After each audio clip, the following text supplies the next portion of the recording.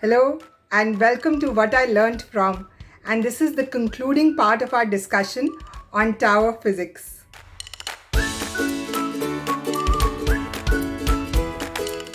Okay, so in the last episode, we shared about what we were able to take back from the first half of Tower Physics. And in this video, we will cover the second half, which for me has been slightly more difficult. In fact, I feel like I will struggle articulating what I really learned from the second half, how it really made me feel. But before we get to that, I really want to share what has truly been, one of the greatest victories for me after the last video came out, which is that one of you actually reached out and we were able to engage in a dialogue regarding, how spirituality and religion, impacted us when we were children, how science played a role in our lives, and how we sort of grew in our, respective faiths and where we stand today, and how as individuals it is really shaping our personalities, our worldviews, and where do we want to go from now. So that dialogue is still ongoing. We connect about once or twice a week over really long text or audio messages, and I feel like that is just the end purpose of even joy logs or this series, so that we can all connect with one another, we can all try and understand each other better, we can learn from one another, and how we can take that dialogue back into our lives and actually end up creating, better lives very tangibly. Even after this video, if any of you feel that you have any thoughts or anything that is sort of getting triggered in your mind, a memory or something that you want to talk about, it would be an absolute pleasure to engage in that dialogue. Or if you want to talk to someone else in your family or in your friend circle, please go ahead and do that, because that truly will fulfill the purpose of this series also.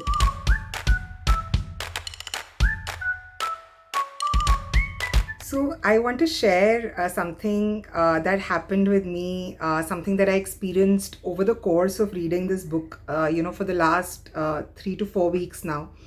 And while I was, really involved in studying Tower Physics, on a separate note, I was also, trying to understand more about the life of this gentleman called David Bohm, who has written a book called On Dialogue. And these were two separate parallel tracks that I was sort of engaged in. And with David Bohm, I was, really studying his life better, because he is one of the few people who's actually worked in the space of dialogue.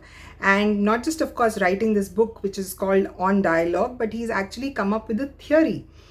He's come up with a dialogue theory, and he truly believed that if we want to resolve, the problems of the world today, if we want to truly create a happy future, we must start focusing on dialogue more. And imagine my surprise that when, seemingly parallel lines that I'm working on, in Tower Physics, I not just find the mention of David Bohm, I actually read, some of the, of course, about some of the theories that he's also come up with in physics. So I actually did not know that he was a physicist, and a really renowned one at that, before, of course, I started to get to know his life.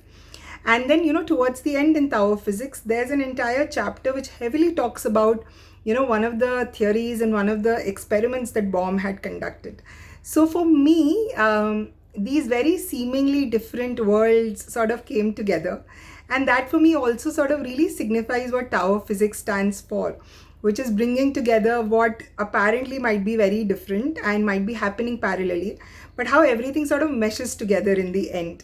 And the one thing that I really was able to sort of take back, because this was a really mystic experience for me, is that how intent creates experience.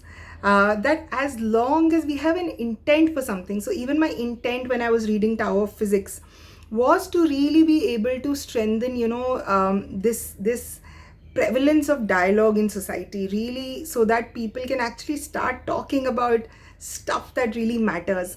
And somehow, because the intent was there, I felt like it was also culminated into this experience where it connected me, to, of course, this gentleman whom I'm trying to study more for dialogue. But I feel like for any other thing in life also, as long as our intent is there, experiences will follow.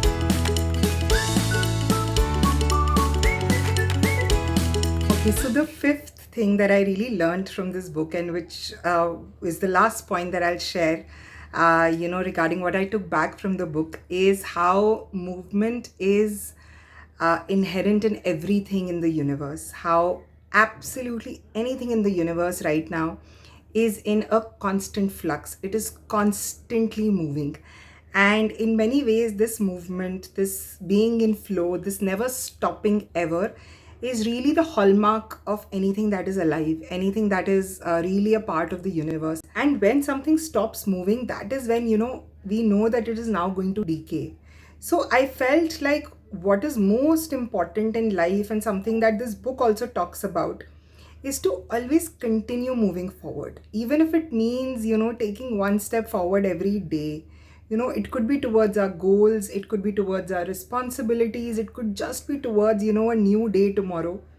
But to never stop in life, to continue to move forward, because then, automatically, inherently, we'll be in rhythm with the universe. But the moment we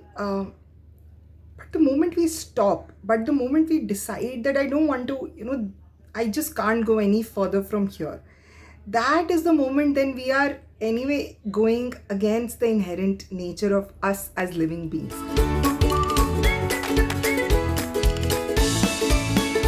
So I'll be honest, when I was towards the end of this book, it did make me sort of feel a little sad and depressed, simply because, just being aware of the fact that, one day everything will come to an end, how even our universe will one day come to an end.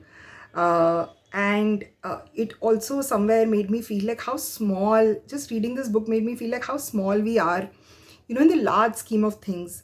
And imagine what we spend our days worrying about, like really what, like there is just, we live with so many worries in our head. And when we look at the larger picture, like we can't even imagine like how infinitely small we are when compared, to the magnitude of the universe. So but then of course, the sadness of went away very quickly also, because I felt like what is most important then is the choice, knowing that we might be like, let's say, super small proportionally, but there is just so much that we can do with our reality, and how ultimately that choice will always be ours. What I choose to do, no matter how large or small an impact I can make in the world. So that then became my sort of closing thought when I was reading this book. I do want to share one more thing, which is a great fact which I did know of, but it sort of maybe got lost somewhere in my brain, in my memory, is that every time we look into the sky, and I'm going to consciously now be aware of it, remember it, that every time we look into the sky, we're actually looking into our past, and maybe past of millions of years. So we all know that, because of the distances of the stars from the earth, when we look at the stars at night, they are not what they are as of now. They are stars from millions of years ago. And because light takes that long to sort of reflect from them and then come back to our planet, we are able to then see the stars. So every time in the night, whenever I see the stars, I will always remember that I am looking back into the past, maybe millions and billions of years ago.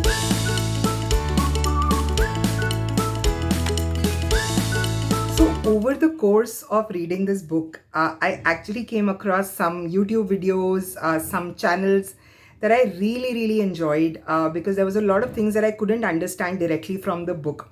So I'm going to link all of those here, just in case if you also want to go and have a look and watch these videos.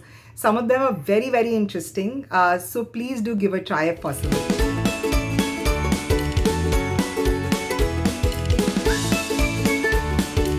Thank you so much, and we will see you very, very soon with the next video.